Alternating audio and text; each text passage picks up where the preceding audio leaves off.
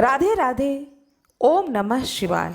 आज मैं आप लोगों को सोम प्रदोष व्रत पर सोम प्रदोष व्रत कथा सुनाने जा रही हूँ। व्रती को चाहिए कि वह प्रातःकाल नित्य क्रिया से निवृत्त होकर के स्नान ध्यान करके भगवान सूर्य को अर्घ्य दे। इसके बाद में स्वयं को संकल्पित करे कि आज मैंने अपने मनोवांछित फल की प्राप्ति के लिए सोम प्रदोष व्रत का नियमित रूप से पूजन करूंगा। सारे विधि विधान से भगवान शंकर और माँ पार्वती की पूजन करूंगा, व्रत करूंगा।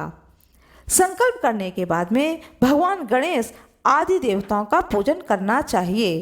फिर भगवान शिव और माँ पार्वती का विधि से पूजन करना चाहिए तथा ओम उमा सहिताय शिवाय नमः इस मंत्र का 108 बार जाप करें।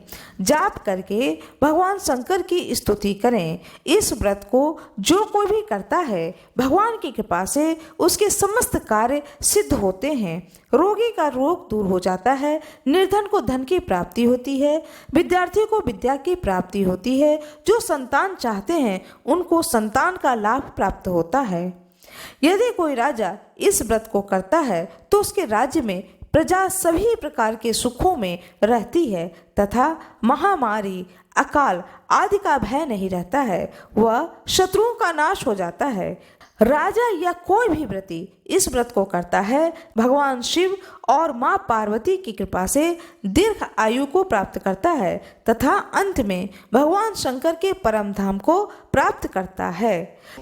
आइए प्रेम पूर्वक सोम प्रदोष व्रत कथा को सुनते हैं। प्राचीन काल में धन धान्य से युक्त एक वैश्य था, किंतु उसके एक भी संतान नहीं थी। इससे वह सदैव अत्यंत दुखी रहता था।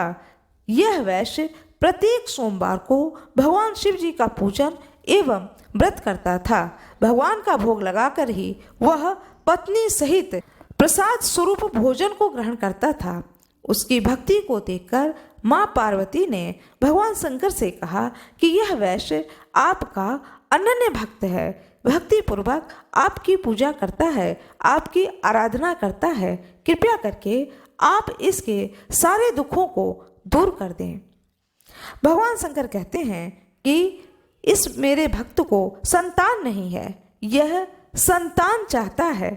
माँ पार्वती कहती हैं कृपया करके आप इसे एक पुत्र दे दें। भगवान शंकर कहते हैं कि इस वैश्य के पूर्व जन्म का यह फल है जिसके कारण इसके भाग्य में पुत्र सुख नहीं है। यदि मैं पुत्र प्राप्ति का वरदान भी दे दूं तो वह बालक केवल 12 वर्ष तक ही जीवित रहेगा। माँ पार्वती कहती हैं कि हे प्रभु, आप जिस पर कृपा करते हैं उसकी सारी मनोकामनाओं की पूर्ति कर देते हैं। आप उसके भाग्य और दुर्भाग्य को नहीं देखते हैं। आप इस वैश्य पर कृपा करें। माँ पार्वती के अनुग्रह पर भगवान शंकर उस वैश्य से कहते हैं कि मैं तुम्हें एक पुत्र वरदान स्वरूप दे रहा हूँ, किंतु वह 12 वर्ष तक ही जीवित रहेगा। कुछ समय के बाद भगवान की कृपा से वैश्य को एक सुंदर पुत्र की प्राप्ति हुई। पुत्र के होने से वैश्य को न तो आनंद हुआ न ही शोक हुआ। उसे ज्ञात था कि उसके पुत्र की आयु केवल 12 वर्ष की है, किंतु फिर भी वह प्रसन्नता के साथ 11 वर्ष को बिताए। वैश्य की पत्नी ने अपने पति से कहा कि पुत्र विवाह के योग्य हो गया है, अतः आप उसका विवाह कहीं पर कर दें। वैश्य ने अपनी स्त्री से कहा कि अभी पुत्र को विद्या पढ़ने के लिए काशी जाना है। मैं अपने पुत्र को काशी भेज रहा हूँ विद्या की प्राप्ति के लिए। जब यह विद्या प्राप्त कर लेगा तो उसके बाद में मैं विवाह कर दूंगा। इस प्रकार अपनी पत्नी को समझा बुझाकर उसने पुत्र के मामा को बुला लिया और विपुल धन दे करके कहा कि तुम अपने भांजे को विद्या अध्ययन के लिए यज्ञ आदि कराते हुए, रास्ते में ब्राह्मणों को भोजन कराते हुए, दक्षिणा देते हुए काशी को ले जाओ। वहाँ जाकर के यह विद्या का अध्ययन करेगा। उसके बाद में तुम इसे कुशल पूर्वक घर ले आना। उसके बाद इसका मैं विवाह करूँगा। उस बालक के मामा ने इस बात को मान लिया और अपने भांजे को लेकर के काशी की ओर चला।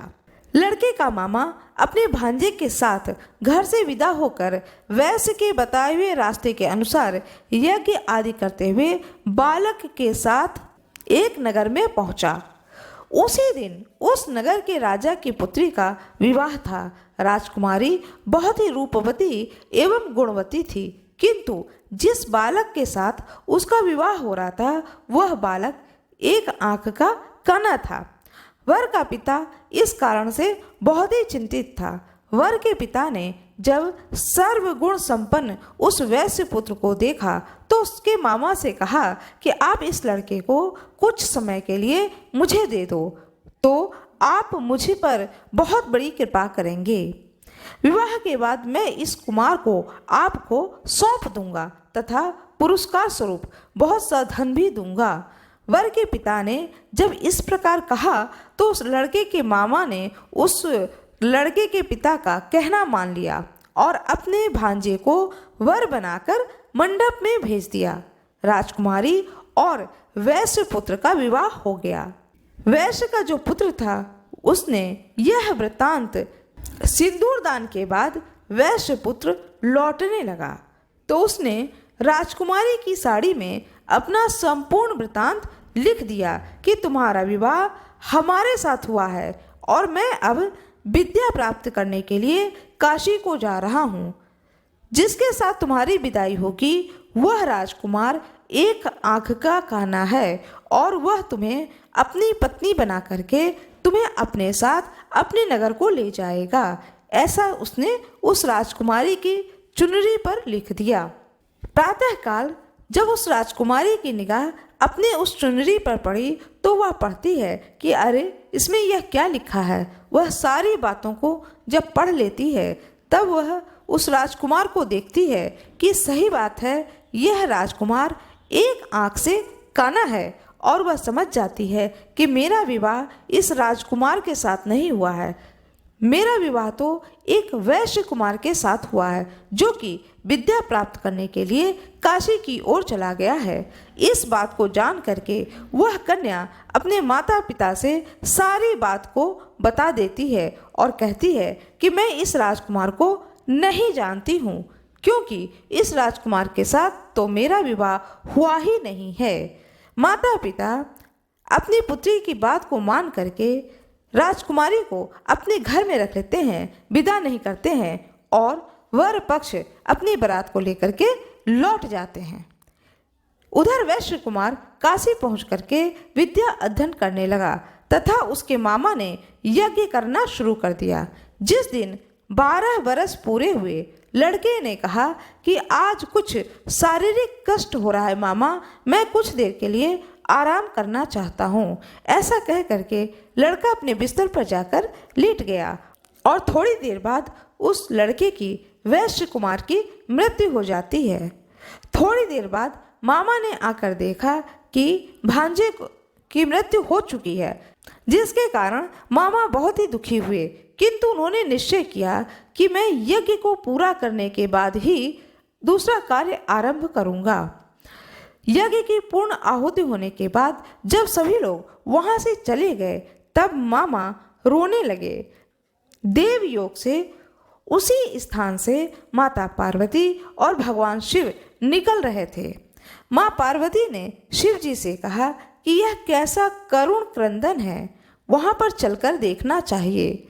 पार्वती जी के कहने पर भगवान शंकर कहते हैं कि यह वही वैश्य पुत्र है जिसको कि मैंने वैश्य को पुत्र प्राप्ति का वरदान दिया था। उसका 12 वर्ष साल पूरा हुआ और उस वैश्य पुत्र की मृत्यु हो गई है। उस वैश्य पुत्र की मृत्यु पर उसके मामा का यह करुण क्रंदन आवाज है जिसे कि तुम सुन रही हो। माँ पार्वती कहती हैं भगवान शंकर से कि हे प्रभु, या तो आपने उसे पुत्र दिया न होता और जब आपने दिया है तो उसे आयु भी दीजिए, उस बालक पर कृपा करें। जब तक कि आप कृपा नहीं करेंगे मैं इस स्थान से आगे नहीं बढ़ूंगी। माँ पार्वती को बहुत ही दया आती है उस वैश्य पुत्र पर। माँ पार्वती कहती हैं बड़े ही आशा और विश्वास के साथ में मनुष्य आपकी पूजा करते हैं, आप कृपा करके उनके इस विश्वास को न तोड़ें, इस वैश्य के पुत्र की आयु को बढ़ाएं, कृपया करके इसे शतायु बनाएं। माँ पार्वती की विनती करने पर भगवान शंकर ने उस वैश्य पुत्र को शतायु कर दिया, उसकी आयु को बढ़ा दिया। थोड़ी देर बाद में वह बालक जी उठा, उठ करके बैठ गया और अपने मामा से कहता है, मामा बहुत देर हो गई है, अब मुझे बहुत जोरों की भूख लग रही है। अपने भांजे के इस शब्द को सुनकर मामा जो है बहुत ही खुश हो जाते हैं और अपने भांजे को कहते हैं, चलो पुत्र, चल करके साथ में बैठकर भोजन करते हैं। मन ही मन वह मामा भगवान शंकर और माँ पार्वती को प्रणाम करते हैं कि हे प्रभु, आपकी कृपा से ही मेरा यह भांजा जीवित हो उठा है। कुछ दिन के बाद बालक समस्त विद्याओं में निपुण होकर के अपने मामा के साथ अपने नगर को चल दिया। मार्ग में उसी नगर में उसी स्थान पर रुका जहाँ पर कि उसका विवाह हुआ था। वहाँ पर उसने यज्ञ किया तथा ब्राह्मणों को भोजन कराकर दक्षिणा दी। राजा को यह समाचार मिलने में देर न लगी कि काशी से विद्या प्राप्त करके एक वैश्य पुत्र लौटा है और वह यज्ञ करा रहा है। यह सुनकर के राजा स्वयं वहां पर गए और अपने दामाद को देखकर बहुत ही प्रसन्न होते हैं और अपने दामाद को अपने घर लेकर के आते हैं और अपनी पुत्री के साथ में अपने दामाद को विदा करते हैं। वैश्य कुमार अपने मामा व पत्नी के साथ में अपने नगर आया, अपने माता पिता के साथ सुख पूर्वक जीवन को व्यतीत करने लगा। उसके माता पिता ने भी नियम पूर्वक सोम प्रदोष व्रत करके अपने अल्प आयु पुत्र को दीर्घायु बना दिया। जो भी सोम प्रदोष व्रत को करता है या इस पवित्र कथा को सुनता है या सुनाता है, उसके समस्त पाप कष्ट नष्ट हो जाते हैं तथा भगवान शंकर की कृपा से समस्त मनोकामनाओं की पूर्ति होती है। भगवान शंकर की जय हो, माँ पार्वती की जय हो। आशा करती हूँ कि यह कथा आप लोगों को बहुत ही अच्छी लगी होगी। कृपया वीडियो को लाइक करिएगा, चैनल को सब्सक्राइब करिएगा, बेल आइकन दबाना ना भूलिएगा। आप लोगों का बहुत बहुत धन्यवाद।